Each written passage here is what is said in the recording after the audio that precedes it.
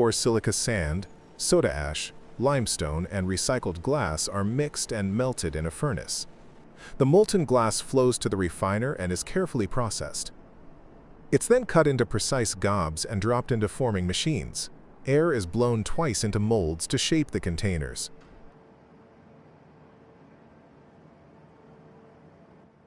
The hot bottles are reheated in an annealing oven, then cooled slowly to relieve stress, producing strong, durable glass bottles ready for use.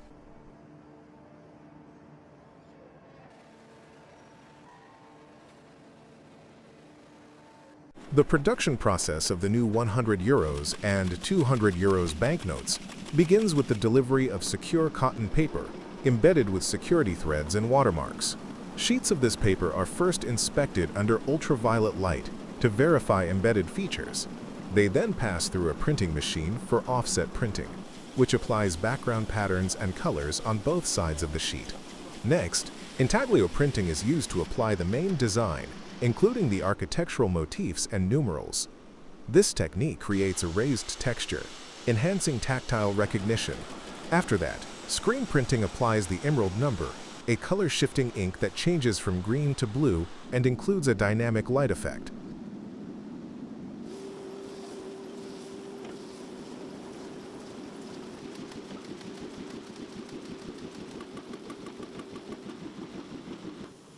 In the following step, the sheets go through a letterpress machine to add microtext and serial numbers.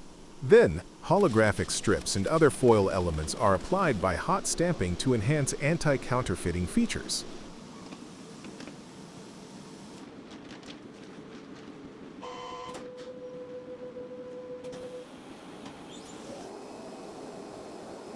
After all visual and tactile features are complete, the sheets undergo automated inspection. High-speed cameras and software check every note for defects. Rejected sheets are removed automatically.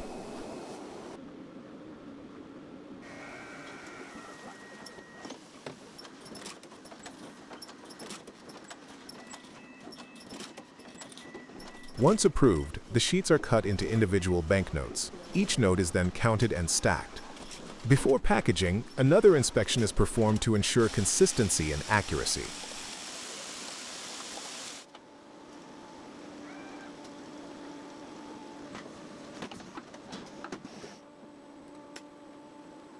The new notes are then shrink-wrapped, packed in secure boxes, and labeled for traceability. These boxes are stored in secure facilities until distribution.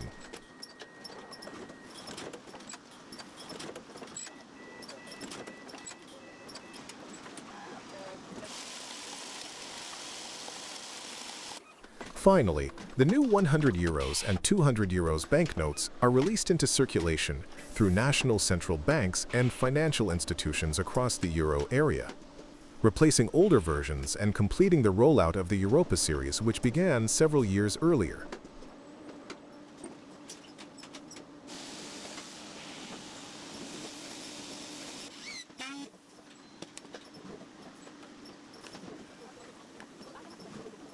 The production process of Fujitsu mainboards in Augsburg begins with the preparation of a printed circuit board, which is cleaned and prepped for component mounting.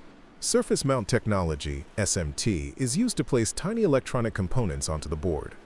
High-speed pick-and-place machines accurately position the components, followed by reflow soldering, where the board is passed through a reflow oven to melt the solder paste and fix the components in place.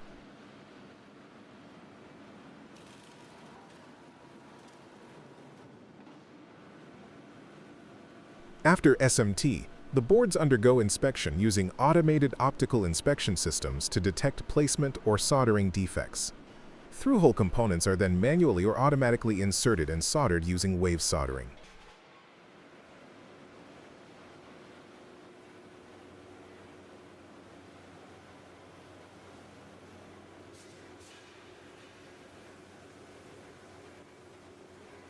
Next, each mainboard is tested electrically to ensure full functionality. This includes in-circuit testing and functional testing with real operating conditions. Faulty boards are sent to repair stations for analysis and correction.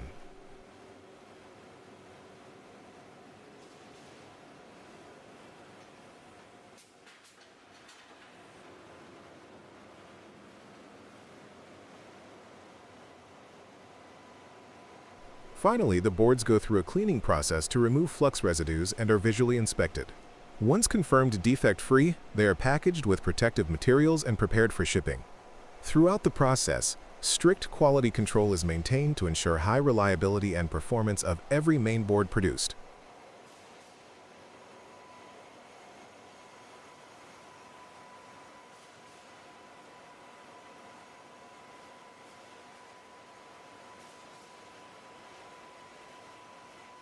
The M3/M4 5-axis machining centers perform high-precision multi-axis operations using synchronized rotary and linear movements. The process begins by securing the workpiece on a E700mm M3 or E800mm M4 rotary table. Simultaneous 5-axis machining is achieved with precise control of X, Y, Z, A, and C axes. Twin drive systems minimize yawing and distortion during feed motions. The roller drive mechanism ensures zero backlash and low friction, enabling rapid, silent operation. Advanced control systems compensate for thermal and frame displacement, while HRCII maintains rotation center accuracy. Feed optimization and contour control systems further enhance cutting precision. Cold forging is used to form tie rods, ball pins, and pushrod engine parts. The process includes cold forging, followed by thread and groove rolling. All tie rods undergo automated inspection to ensure dimensional accuracy and surface quality before final assembly.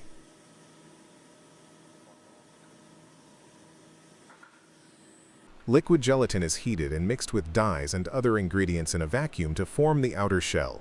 This mixture is poured into a machine that precisely forms the paintballs by encapsulating colored liquid inside.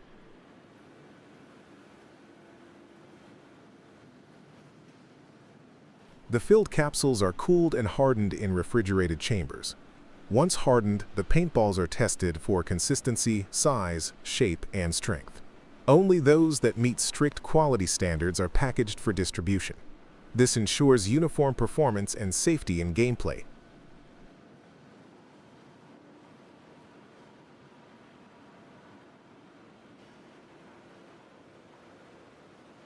The magnet bonding process for electric motors with Delo Dual Bond involves precise adhesive dispensing next to magnets using an eccentric screw pump and high-precision mini-disc system. A needle check ensures correct magnet positioning. Light fixation is achieved in seconds with Delo Lux lamps, followed by heat curing via oven.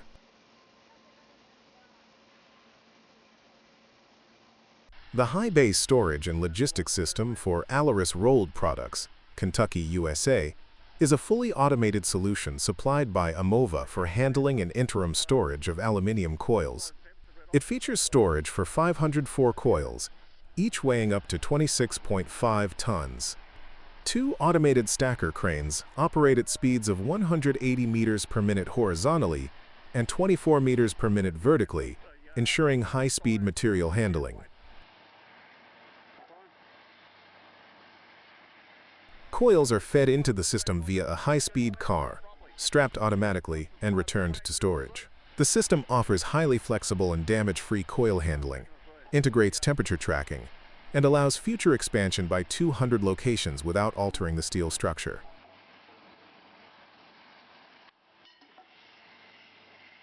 At Lochaber, bauxite is refined into alumina and transported by rail. Inside secure pot rooms, alumina is dissolved in a chemical bath and converted to molten aluminium via electrolysis.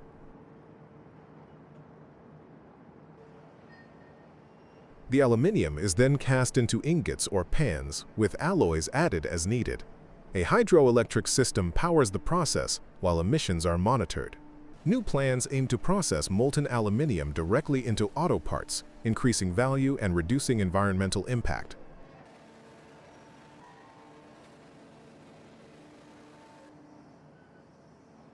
Traditional 22K gold jewelry in Sri Lanka is crafted through time-honored techniques. Artisans melt gold using charcoal furnaces, heating crucibles by hand-blown air. Once molten, gold is cast, hammered, and shaped manually. Craftsmen form intricate chain links by striking gold with hammers, then attach them using pliers. Throughout the workshop, tools like saws and drills are used for cutting and piercing.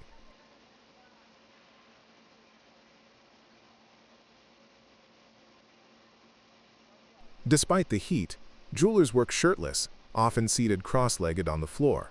Some prefer hand-blown torches over modern ones, skillfully directing flame for precise soldering. In one area, basic machines flatten wires and sheets, blending old and new methods in this traditional process.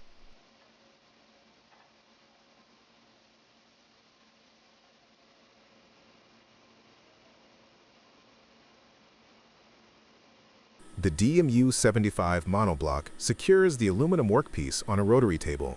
It performs roughing to remove excess material, semi-finishing to define geometry, and finishing for surface precision. The 5-axis movement enables complex machining in one setup, with automatic tool changes via a 60-position magazine.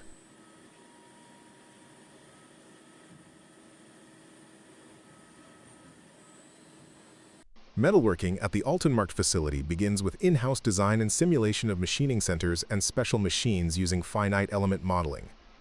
These simulations allow dynamic behavior to be analyzed before production starts. Core components are produced in the company's own iron foundry, which casts around 600 tons of parts monthly. After priming, the castings go through a painting and drying line, then proceed to precision machining on modern CNC equipment. Special preset tools are measured and used for processing large and heavy parts. In flexible manufacturing cells, tasks like spindle turning and bore head machining are performed. Assemblies are then stored or installed into machines.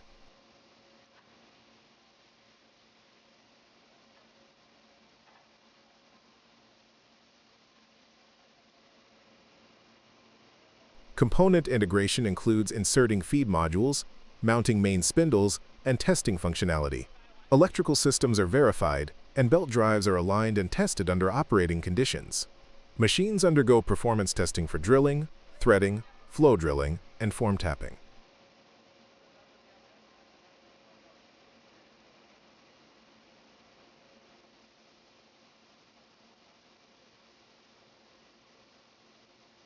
High-speed carbide milling reaches removal rates of 1000 cc per minute in tough steel. Tool changers and indexing heads allow contour milling and complex operations.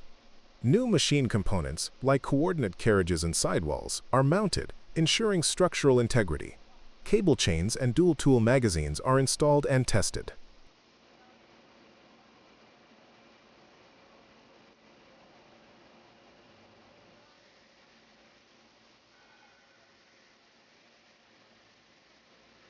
Machines are commissioned with trial runs, including full 3D machining of test parts. Complex part geometries are digitized and transferred to premium materials for production on 6-station rotary transfer machines.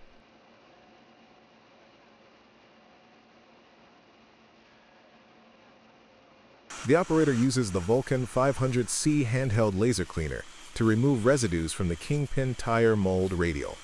By adjusting the scan head angle and moving it steadily across the mold surface, the high-energy pulsed laser ablates contaminants without damaging the metal. The process ensures precise, efficient, and contact-free cleaning.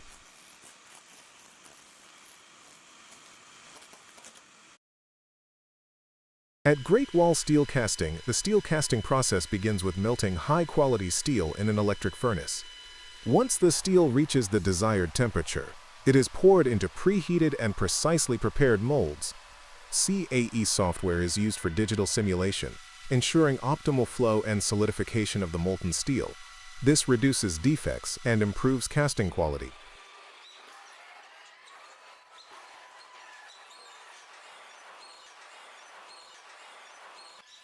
The molds are filled under controlled conditions to form complex shapes like slag pots. After solidification, the mold is left to cool before the casting is removed, marking the completion of the steel casting phase.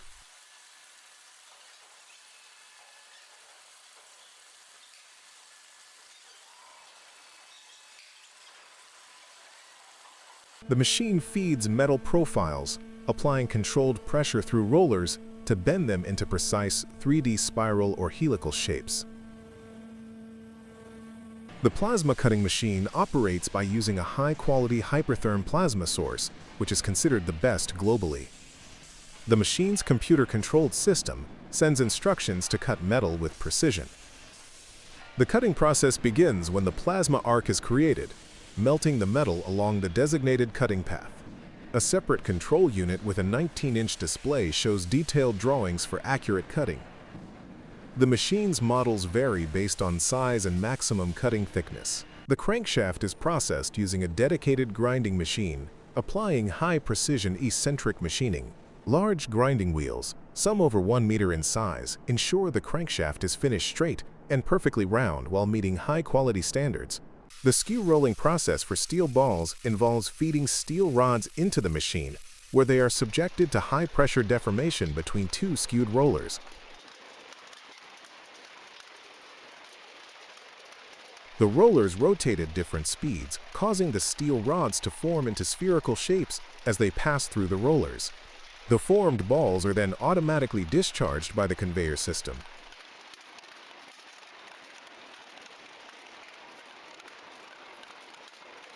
The formed steel balls are automatically discharged from the skew rolling machine onto a conveyor system. Afterward, the balls are cooled by sprayed with a cooling system to rapidly reduce their temperature.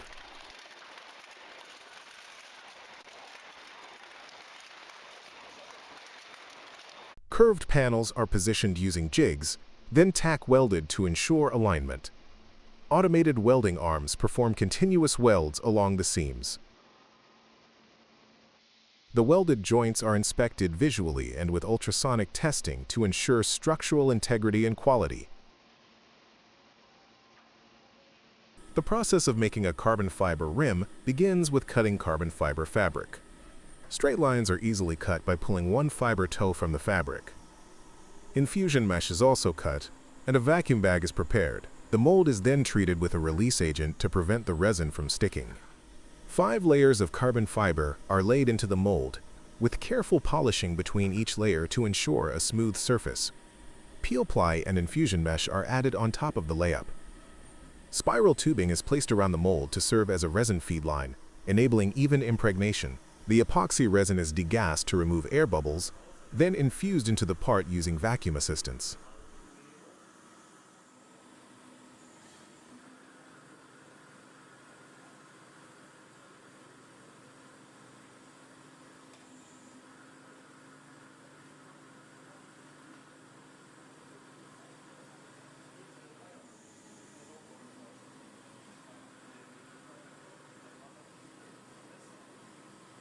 After resin infusion, the part is left to cure. Once cured, the carbon fiber part is carefully demolded. The rim consists of multiple parts, which are glued together using epoxy glue in a second mold. The glued assembly is cured overnight to achieve a strong bond, completing the manufacturing process.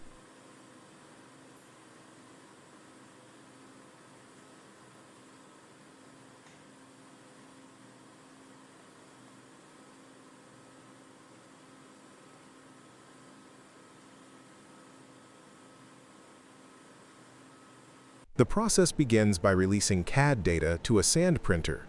Using high-speed 3D printing, up to 2 million droplets are deposited per second with instant intralayer bonding. Layer times are 75 seconds or 35 seconds. No post-processing is needed. Loose sand separates effortlessly. Molds and cores are created with features like undercuts, 0-degree draft angles, thin walls, and internal cavities.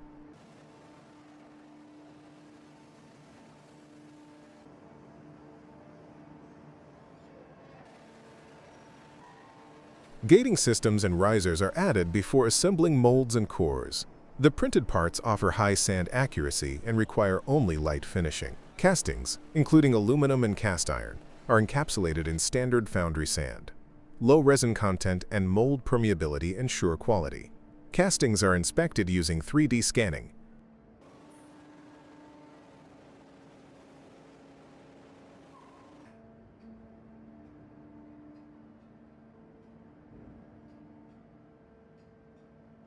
The Torque-Max was transported, precisely positioned using heavy lift equipment, aligned with the 100-inch tandem system, mechanically connected, electronically integrated, tested for functionality, and officially handed over to Usina Alta Mogiana for operation.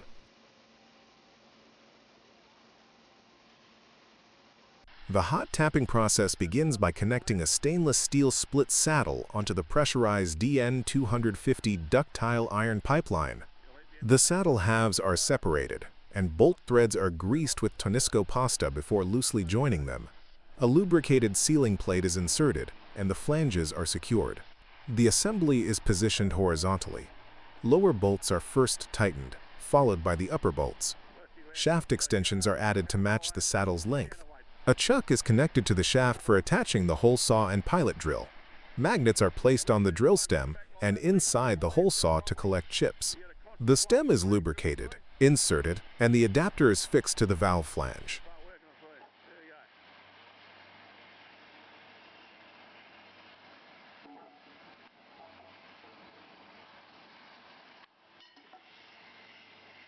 After a pressure test, drilling begins with the pilot drill, followed by the hole saw. Once cutting is complete, the shaft is retracted, the valve is closed, and pressure is released. The adapter is removed, leaving the branch ready for connection.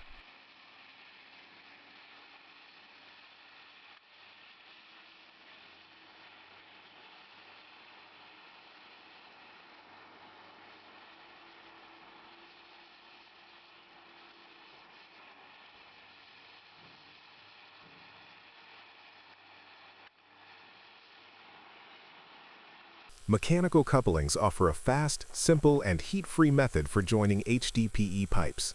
This technique is ideal for temporary connections, especially in environments where fusion welding is not practical.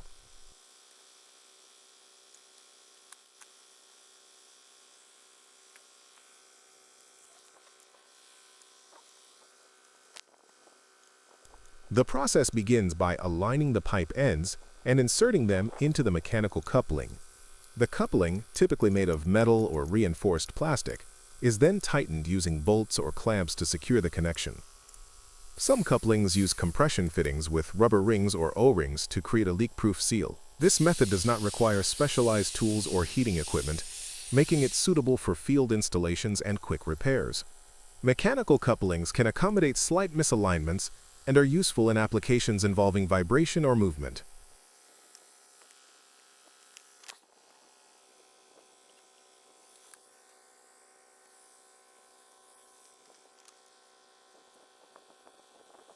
However, choosing the right coupling depends on pipe size, pressure requirements, and environmental conditions. While not as strong as fusion joints, mechanical couplings provide flexibility, ease of installation, and time savings in many HDPE pipe systems.